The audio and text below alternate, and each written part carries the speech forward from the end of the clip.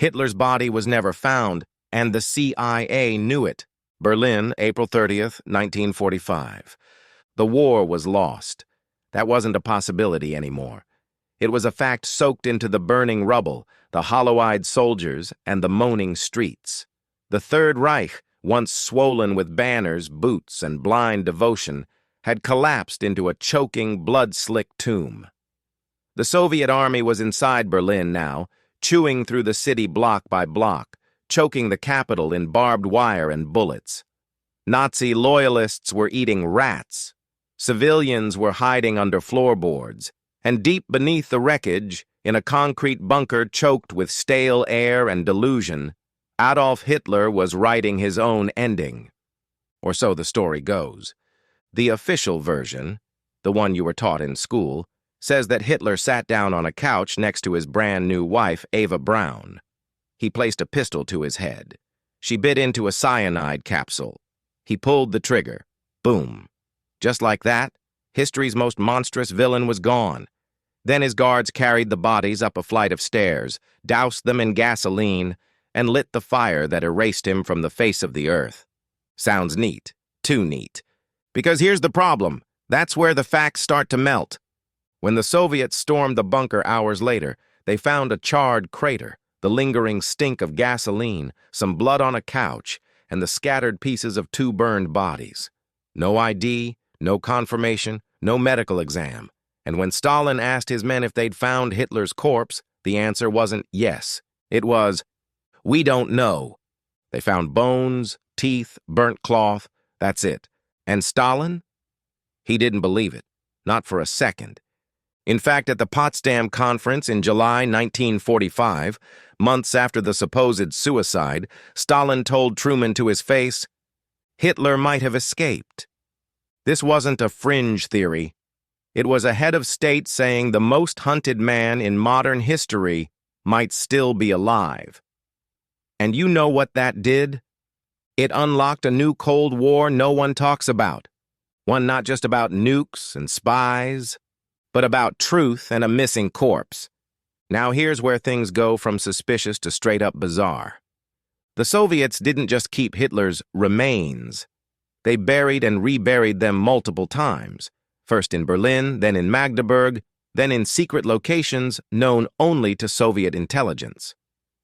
In 1970, they dug up what was left, bones, jawbone, fragments, and burned them again. This time, they crushed the ashes and scattered them in a river. Why? What were they so afraid of? They claimed it was to prevent Hitler's grave from becoming a shrine. But here's a better question. What if they destroyed the evidence? Because it wasn't Hitler to begin with. You want proof? Let's talk about that famous skull fragment.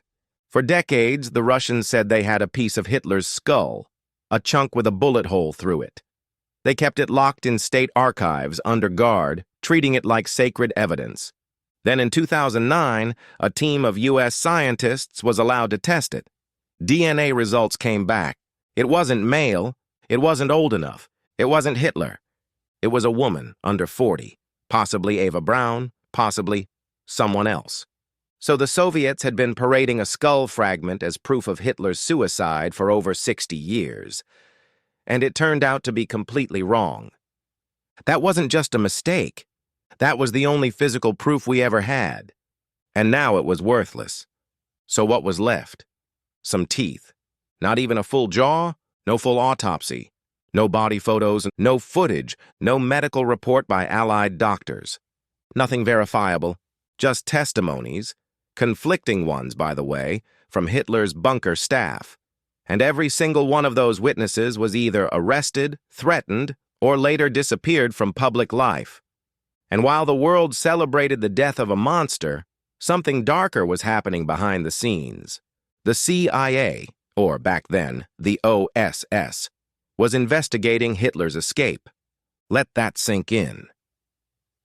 From 1945 through the 1970s, U.S. intelligence kept open dozens of cases, leads, and files suggesting Hitler did not die in that bunker. These weren't tabloid tips. These were real intelligence memos. Let's look at just one. 1955, a CIA informant sends a message to Langley. He claims to have met a man in Colombia, a man named Adolf Hitler.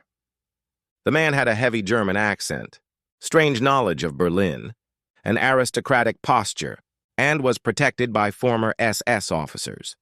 When shown a photo of Hitler, the informant allegedly replied, "That's him, aged, but that's him." The CIA filed the report, but did not confirm, did not deny, did not close the case. Then there's the case of U-530 and U-977, Nazi submarines that surfaced in Argentina weeks after Germany's surrender. No one knows where they went, why they were late, or what they were carrying. But Argentina welcomed them. No charges, no trials, just mystery. Argentina was a Nazi sanctuary. That's a historical fact. Adolf Eichmann, the engineer of the Holocaust, was found there living under a fake name in 1960. Josef Mengele, the angel of death, fled there too. Hundreds, maybe thousands, of Nazi officers escaped to South America through the rat lines, secret underground escape routes set up with help from Nazi sympathizers, rogue Vatican priests, and even some Western intelligence agents. If the rat lines could protect Eichmann, Mengele, and entire SS units, why not Hitler? Why not the biggest trophy of them all? And now, the chilling part. In 2017, the FBI declassified hundreds of files about post-war Hitler sightings. Some reports said he lived in Argentina, others said Brazil. One agent followed a lead that claimed he shaved his mustache, grew his hair out, and lived on a ranch under protection of wealthy German expats. Again, no confirmation, no denial, just files, notes, silence. And when you look at the whole picture, the missing body, the fake skull, the Nazi rat lines, the CIA documents, the suspicious U-boats, it starts to feel less like a theory and more like a loose thread in the fabric of history. A thread they hope you never pull, because if Hitler lived, even for a few years, even in hiding, even in fear, it means the world was lied to. It means the war didn't end with justice. It ended with a deal. And if that just cracked your brain wide open, you're not alone. Uncle Luke is here to rip the truth out of the vaults and drop it where it belongs, in your hands. So smash that like button, drop a comment about what they never taught you, and hit subscribe. Because this story's just warming up. If Adolf Hitler escaped that Berlin bunker, and the evidence already makes you think twice, then he didn't do it alone. He had help. Not just from soldiers or loyal Nazis, but from bishops, from ambassadors, from the very institutions that should have hunted him, not hid him. And that's where the story twists from suspicious into a global machine of silence. Because the Great Escape didn't start with a tunnel, it started with a passport. After World War II, Europe was chaos. Cities bombed, governments broken, millions of people displaced. Among the chaos were not just refugees, but war criminals, members of the SS, Gestapo, and Nazi High Command, men wanted for genocide, medical experiments, and war atrocities. And somehow, thousands of them slipped through the cracks. They didn't vanish. They moved south.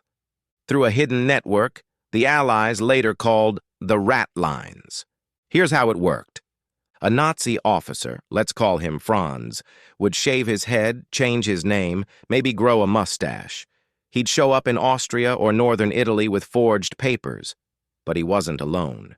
He'd be met by men of the cloth, priests, bishops, sometimes even cardinals. They'd hand him real documents, Red Cross travel permits, baptismal certificates, refugee IDs. These weren't fakes. They were authentic, issued by institutions that no one would question. And the key point of departure? Rome. It was the heart of the operation. The city that held the Vatican, the Catholic Church's headquarters. A neutral state with diplomatic immunity, walls, and secrecy laws that even Allied soldiers couldn't breach without causing scandal. From there, Thousands of Nazis boarded ships to South America, especially Argentina, Brazil, and Paraguay. And this wasn't a trickle. It was a flood. Let's look at the man who made it all possible. Bishop Alois Hudal, an Austrian cleric, a high-ranking Vatican insider, and, as history now proves, an open Nazi sympathizer. He published pro-fascist essays, preached mercy for German officers, and most importantly, ran the Anima Seminary in Rome, a spiritual center that became the epicenter of Nazi disappearances. He helped dozens, possibly hundreds, of war criminals escape justice. And it wasn't speculation. He admitted it. In his own memoirs, Hudal wrote, "I thank God that he allowed me to visit and comfort many victims in their prison cells and help them escape with false identity papers." He called them victims. We call them monsters. So now the question you should be asking, if the church was willing to help men like Joseph Mengele, Klaus Barbie, and Adolf Eichmann, why not help Hitler himself?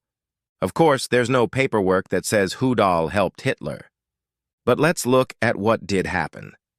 Between 1945 and 1950, Argentina's government, under President Juan Perón, welcomed over 5,000 Nazi officials into the country.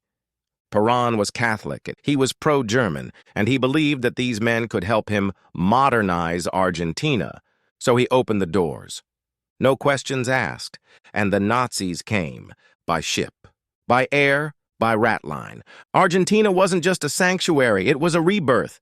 They didn't live in hiding. They lived like nobility.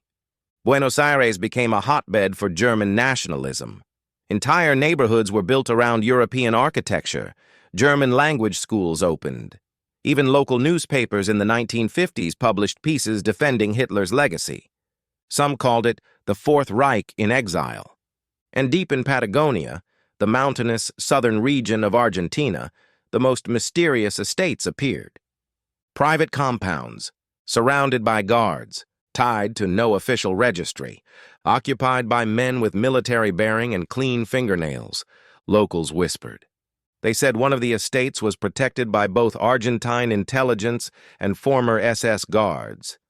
They said a German leader lived inside, a man who never left the compound but ruled it like a fortress. Now let's pause. We know Hitler had doubles. We know he had escape plans. We know entire U-boats went missing.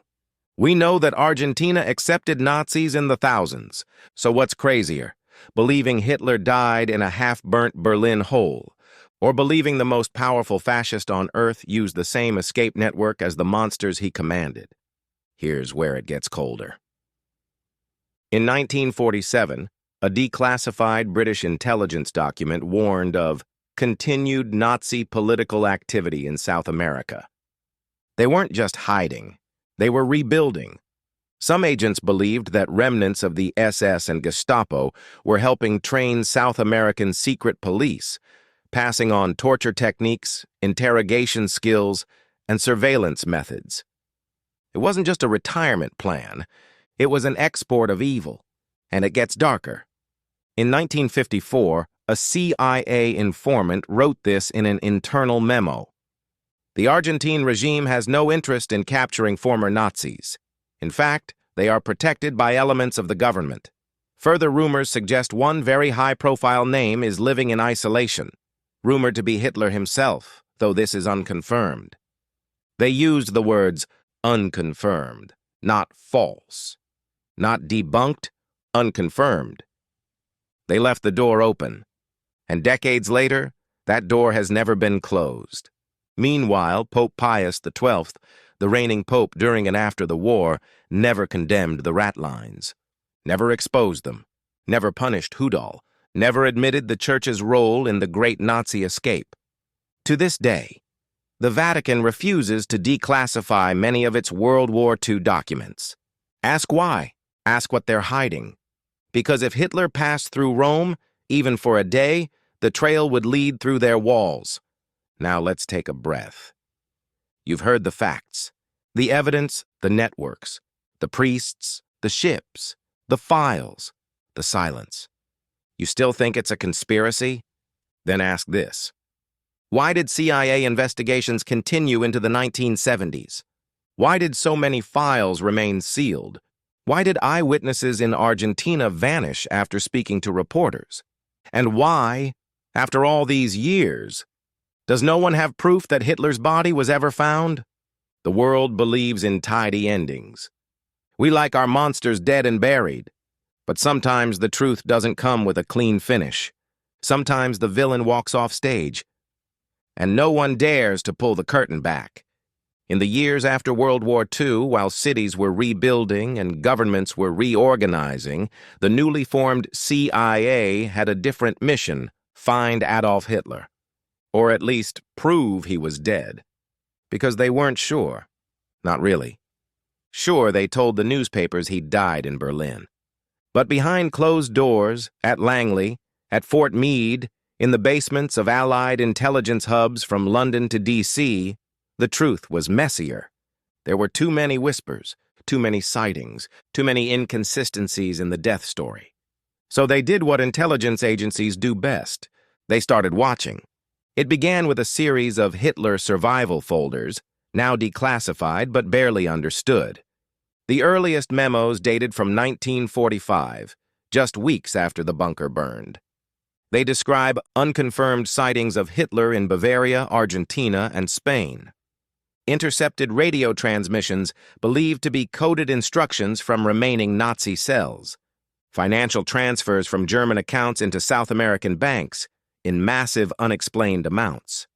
And most disturbing of all, reports of SS officers continuing to operate in exile as bodyguards, diplomats, smugglers, and financiers. Let's talk about one CIA agent in particular. We'll call him Carl, his real name redacted. Carl was part of a post-war American unit tasked with following the Nazi money trail. His job? Track down where the stolen Nazi gold ended up. The treasure looted from Jewish families, museums, and occupied banks. But while following the gold, Carl kept bumping into something else. A name. Not always Hitler, but aliases, variations. Schrittelmayer.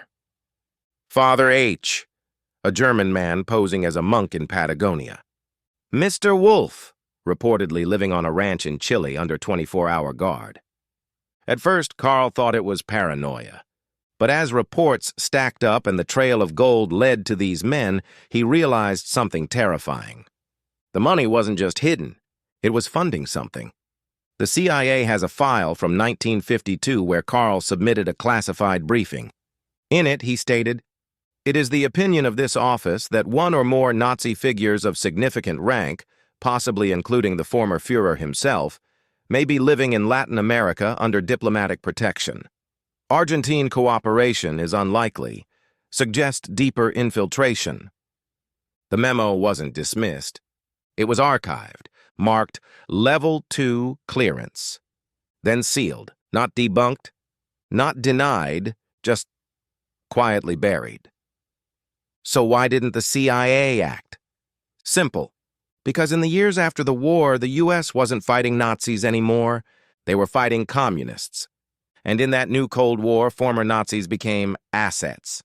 Operation Paperclip is the most well-known.